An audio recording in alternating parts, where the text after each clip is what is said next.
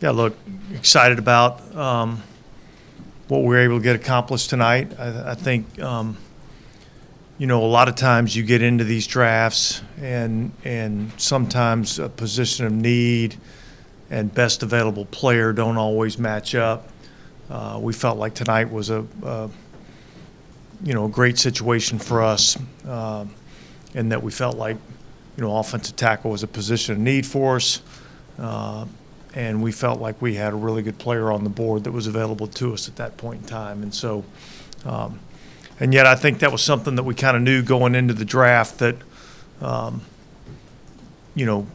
it was a pretty deep group of offensive tackles. And so we felt good. There was a handful of guys that we felt, really good about as potentials at that pick. So, really excited about Taliese. I think he's big, he's athletic, he's extremely physical. I think he's a culture builder type personality, I think obviously we liked what we saw on the tape, and then we sat down and had an interview with him at the combine and really fell in love with him because we just felt like he was our type of person. Does his experience, like in the wide zone scheme, does that make it easy to kind of project how he would fit into this? Well, yeah, but I think every team to some extent runs a version of the wide zone, and look, there's a lot of teams in college football that are running, zone scheme blocking. So, yeah, but obviously we were able to see him do it, and I just think he's a tough physical player, and I think that's something that that's what we want to be as a football team. And I think, if you want to be that as a football team, it kind of starts up front with your offensive and defensive lines, and I think he'll bring that demeanor to our group. Obviously, player. Did the tackles kind of play out the way you thought they would ahead of you? You never really know how it's going to play out. And like I said, there was a handful of guys that we really liked, and we felt like they were all very comparable and very close in terms of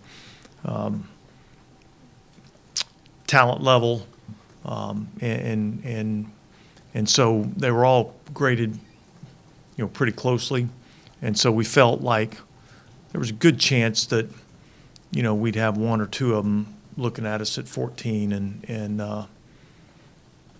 obviously with 6 quarterbacks going off the board, it pushed a couple other position players down to us. So I think we were fortunate in that regard. Do you envision him on the left side, the right side, kind of two? Yeah, look, I think this. Look, he's an offensive tackle. I know he can play right. I feel very confident that he can go over and play on the left-hand side. I don't think that's a decision that we have to make right now. I think we see how the rest of the draft plays out. I think we see how, there's always a little bit of a free agent period, after the draft where some guys become available. So I think we know he's going to play offensive tackle, and I feel like he's going to be a pretty good one for us. There was a thought of him possibly being a guard at this level or being projected as a guard at this level. That obviously doesn't sound like you're. Yeah, that's not where we're going to start out. Look, I think he can play.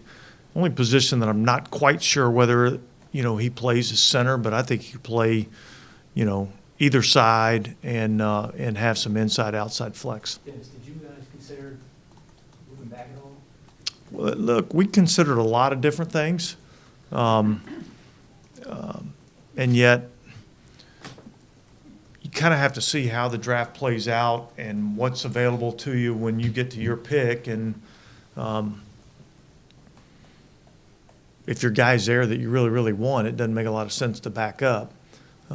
So there was a scenario, that where we potentially could have backed up a spot or two, but that didn't play out.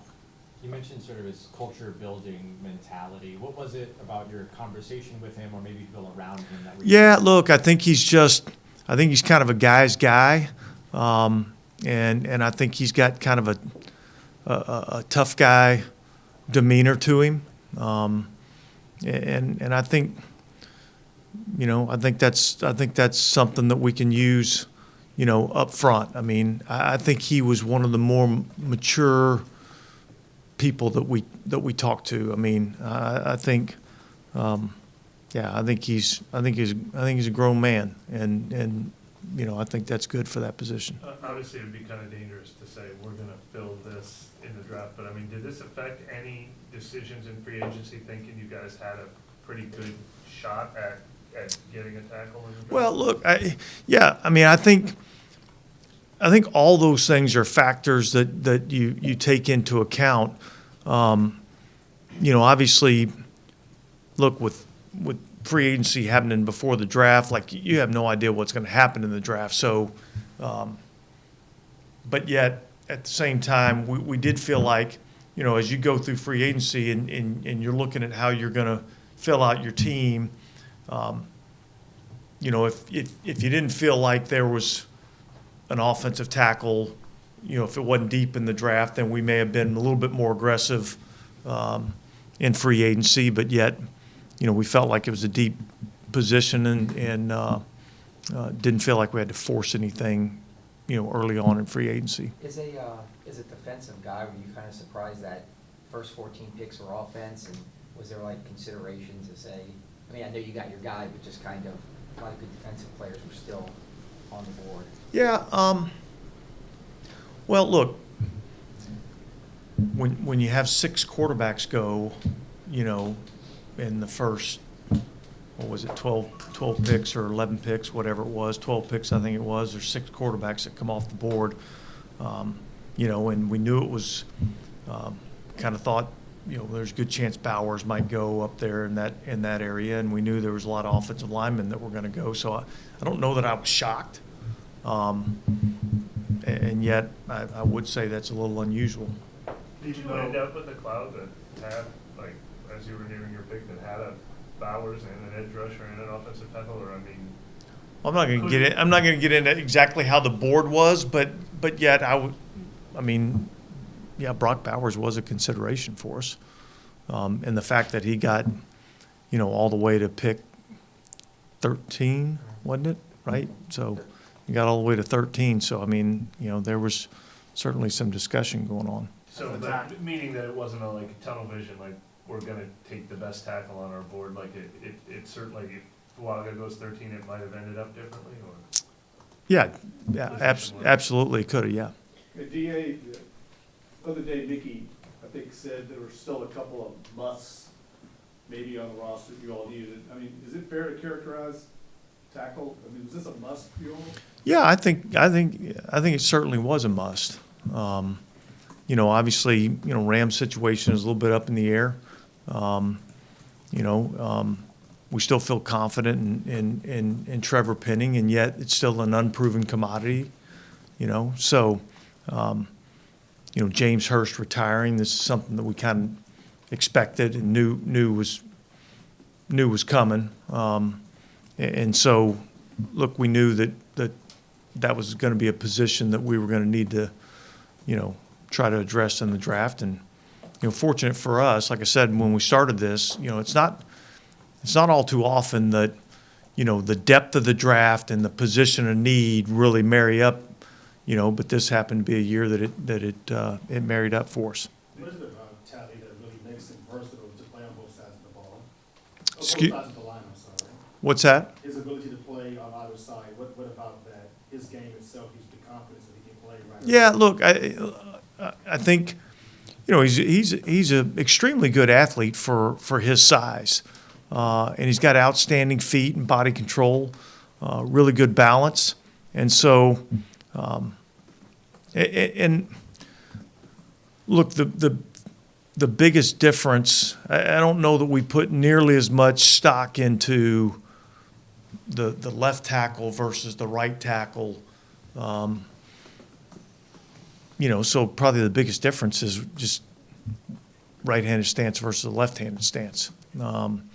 But yeah, I see those positions being a lot more similar because the best pass rushers used to always be on the right-hand side. So it wasn't always about the blind side of the quarterback. It was the best pass rusher. Now, that typically ended up being on the blind side of the quarterback, but the best pass rusher was over there on the right, and so you needed your best protector over there. I don't know that I necessarily see it that way all the time anymore. And, teams are moving, their rushers around and not really lining them up in one spot all the time. So right and left really is probably a little bit overrated in my mind. What, did the uncertainty or the not knowing, or maybe even expecting Ryan Ramczyk not being available make right tackle even, maybe that would have affected strategy if you knew Ryan Ramczyk was locked in at right tackle? Yeah, it might have affected in terms of where the initial lineup would be, but I don't know that necessarily, affected any more so the need for a tackle. Taliese said that it was a bit of a surprise. There wasn't a ton of communication over maybe the last month or so. Is that a product of being comfortable in the scouting early on?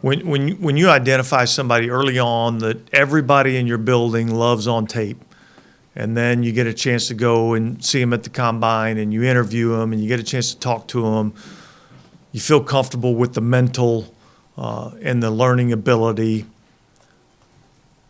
There's not really, once you feel comfortable with it, it's not like you have to go through a lot longer process. And so, look, a lot of times when you have a clean prospect, there's not a lot of holes that you're trying to fill in the blanks. You're better served spending your time trying to, find out some other things about some other players once you feel like you're pretty confident that you found a guy that fits your culture and what you want to do. How long did you know that James Hurst was going to retire? And how much did that further propel the need to get offensive line? Yeah, I don't know exactly when that was, but we've known for a while that was going to be the case. So that's kind of been, in our plans for a while. When 3 tackles go in the first 10 picks, do you start to get nervous as it gets closer, hoping the guy's there? Or? Well, did you get nervous? Yeah, look, you have guys that you kind of target that you really like and that you think are going to be there for your pick. And, in particular, when they start, taking other guys at that position, it's kind of the next man up. So, yeah, you get a little bit nervous, but there were some good players on the board. And so did I go into this thinking, hey, there's a good chance we take a tackle at 14 and would feel really good about it? Yes. Did I feel like we had to take a tackle or else? No, because there were some other good players. And so that's how the draft goes. And like I said before, that it just married up for us this year, and it was good. And you kind of touched upon this before, but 15 minutes is such a short time at the combine to kind of speak to him in an interview. Was there something he said or in that meeting that you really remember? Yeah, look, I think I just fell in love with the personality. I just fell in love with – I didn't feel like this player was sitting in front of me trying to sell me something that he wasn't. I felt a genuine person.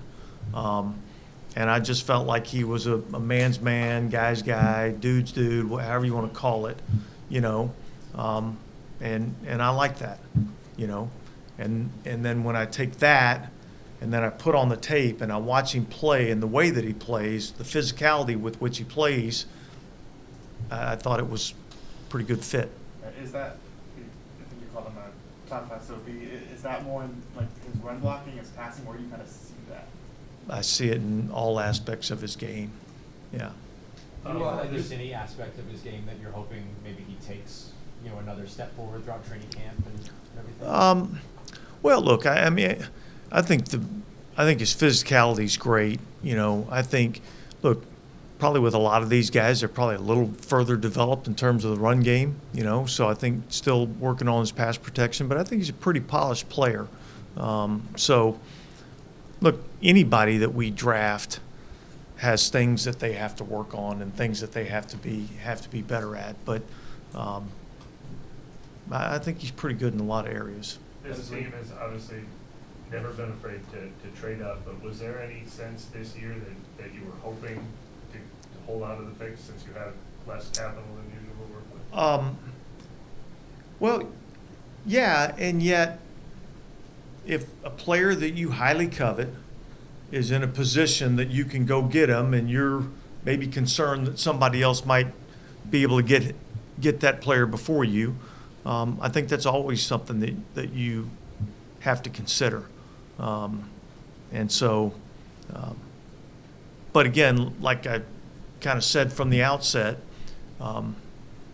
we felt like there was going to be a run on receivers. We felt like there was going to be a run on quarterbacks. I didn't think it'd be 6. And then we felt like there was going to be, a run on tackles, and we felt like there was a handful of them that we liked, and then you throw in a couple of defensive players that we felt like could go in the top, 10 to 12 picks. We didn't feel like there was a sense that, man, we better go up. And then as you watch the draft happen, you feel a little bit more confident that some of those players are going to be there. Sort of along the similar lines of that, the scenario you mentioned about trading back, did another team call when you guys were on the clock and present that, or was that something you were just exploring before the board? Yeah, as not when we were on the clock, but shortly before we were going to be on the clock, there were some teams that were looking to potentially move up, and so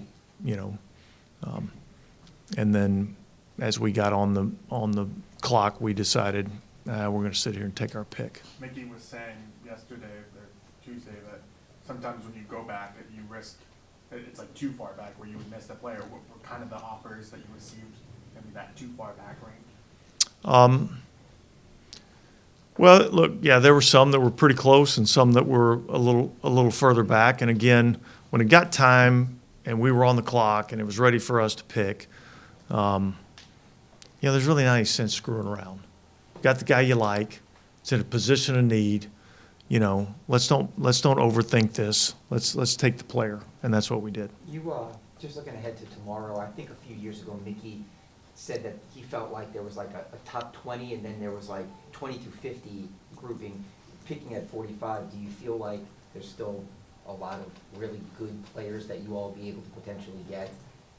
Yeah, look, we'll obviously, when I get done here, we'll go up and kind of look at the board a little bit more, and we'll do a little bit of that tomorrow. But yeah, I think we got the 13th pick tomorrow, so there's going to be 12 players that are going to go off the board before we get an opportunity to pick, unless we do something. So we'll see where that's at, and but there's some good players still left. And I had a follow-up question. You referenced it a couple of times. You've been doing this a long time. Is there a moment on any team that you kind of all look at each other and go, wow, I can't believe that happened? If you want to read between the lines on that, you can.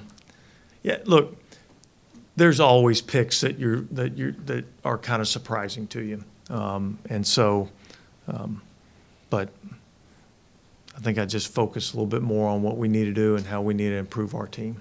Atlanta will make things interesting for you as a defensive coach. Just got 2 new quarterbacks on their team this year. Yeah, look, we'll see how that goes, but I don't think that's anything that's kind of uncommon. We've seen that, throughout the league. You have a quarterback and you draft a young guy and give him an opportunity to come in and sit and develop. So nothing really shocks me too much.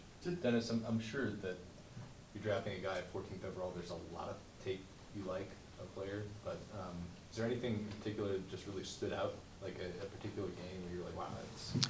Well, I don't know if I'm going to say a particular game, but they're like, again, I've said this. I just think like his play temperament, the toughness and the violence that he plays the game at, that really caught my eye. and being able to do that at a high level of competition, I thought was impressive. And then you go and look, here's a guy that knows he's going to be, call it a top 15, top 20 tackle. And he goes to the Senior Bowl and competes in the Senior Bowl. That doesn't happen very often. But that tells me a lot about the player and his willingness to go out and compete regardless of the circumstances. So that was impressive to me. When you guys take Penning like a few years ago and you take a tackle there, and he doesn't, acknowledging that his development could still, like, it doesn't maybe pan out the way that you guys want. Is there anything that you use from that process to inform you looking for a tackle this time around, or is there anything that you take from that maybe you learn from? Well, yeah, I mean, look, you're always evaluating, you know, what you did well, what you didn't do well. And look, I'm at a position right now with Trevor Penning where I'm excited about seeing where he can go. I'm not worried about, you know, where he's at right now. I'm thinking about where he can be, and I think this guy is a very talented player. I think he can be a really good player in our league. And I think he's been slowed by some development and injuries. And so, yeah, I mean, are there things there's things, yeah, there's obviously things that you learn, but I'm at a point right now where I feel like this guy's still I'm still excited about the prospect. Yeah, I guess I just mean, like, when you're looking at Fuaga, like, you hear this notion of, like, Fuaga specifically being, like, a plug-and-play tackle, but you could also look at the scouting reports or the analysis at Penning at the time. That would Yeah, be and I think each one of these are different situations.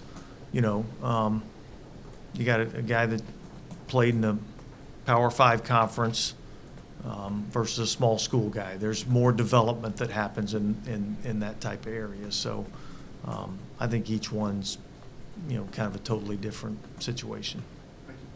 Yeah, no, I know you're still in the middle of it, but what's the draft process been like with the new offensive staff? I mean, has it been stimulating to some degree or invigorating in any way with new ideas and fresh kind of way of looking at things? With some staff? Yeah, it has been. I mean, the process itself hasn't changed. But obviously, you know, new scheme, kind of new philosophy. And so with that maybe comes a little bit of a change in the type of player that you're looking for. So it's been good to go through that process. You know, obviously, look, there's a learning curve that goes along with this. Like I listen to and hear what these coaches have to say in terms of players, and yet I don't know exactly where they're at as evaluators until you kind of go through the process and you start to learn as you go through. And obviously we're biased, so the more they see it the same way I do, the more I think they're a better evaluator, and vice versa, I guess. So, but yeah, look, I think it's been fun. It's been exciting to see these guys come in, the way they've worked, the way they've really tried to be detailed in everything that they're doing. And look, I can't wait. We're going to start football school on Monday, so it'll be really kind of the first time that we've really had an opportunity really to meet with the players and kind of get into the schematics of what we're going to do. There were some early kind of critical evaluations of Fuaga based on his arm length. And I'm just curious about how much stock do you really put in something like that when it's a reasonable disparity from what the ideal prototype might be? Yeah, well, I would say he's not as short lengthwise as maybe the way you're describing it to me. I don't know what. I mean, obviously, look, anybody can use whatever prototypes they want to use. We've got our standards that we think, is prototype in our league. And yeah, his arms are a little shorter than maybe we would like. So If we want to punch a hole, let's punch that hole. But yet,